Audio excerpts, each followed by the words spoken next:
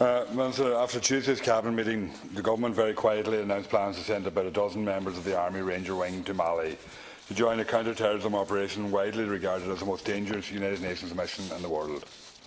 It is no accident that since 2010, 5 of the deadliest UN peacekeeping missions have been in Africa, with MINUSMA being the deadliest. In the past 5 years, 177 peacekeepers have been killed, including 16 so far this year, by gun attacks, homemade car bombs and improvised explosive devices. The MINUSMA mission was created following a UN Security Council resolution in April 2013, was given a mandate based on the security and protection of civilians. However, it has never managed to end insecurity and has now spread to the centre of Mali, causing the UN to deploy a peace enforcement mission to deal with the consequences. The operative word being peace enforcement, which has encroached on the meaning of peacekeeping, blurring the already blurring boundaries between peace and war to greater heights than ever before seen, particularly when it comes to Ireland's involvement. MINUSMA represents a newfound venture where peacekeepers will rub shoulders with those directly involved in conflict, for example the French Army, and the joint G5 Sahel force, who themselves are involved in counter-terrorism operations.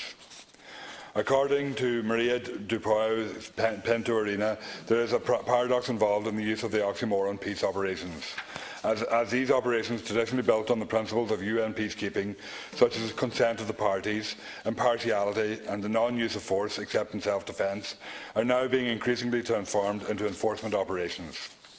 MINUSMA's mandate empowers troops to engage in direct operations, including joint operations with the Malian military, and is supported by advanced hardware such as short-range drones and attack helicopters. There has been an emerging pattern of increased aggressiveness and offensive operations in parallel what Pinto Maria calls an essentially hybrid nature involving elements of both peacekeeping and peace enforcement. The International Red Cross believes countries like Ireland and France are a party to the conflict, and it has been said that the legal implications of UN peacekeepers losing their non-combatant status could be far-reaching, never mind the fact that Ireland already has a small number of troops in Mali on non-combat training missions. What happens to their mandate? The UN, by breaching the peacekeepers' principle of impartiality, makes it harder for the UN to cast itself as a mediator elsewhere.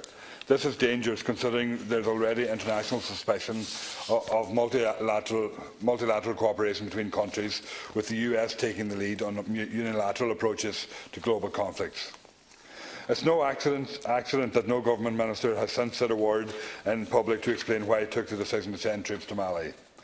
I distinctly remember that the Independent Alliance were very outspoken when it came to wanting to engage on a peace mission to North Korea, and their calls for a free vote when it came to the Occupied Territories Bill.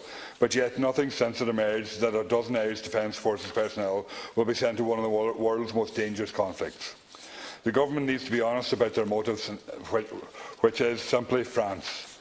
Either as a way to gain favour with France over Brexit negotiations, or as part of Ireland intensifying its campaign for a seat in the UN Security Council in 2021, or part of your continuous moves to move Ireland into and get rid of our neutrality agenda. It's less about peacekeeping in Africa and more about appeasing the West.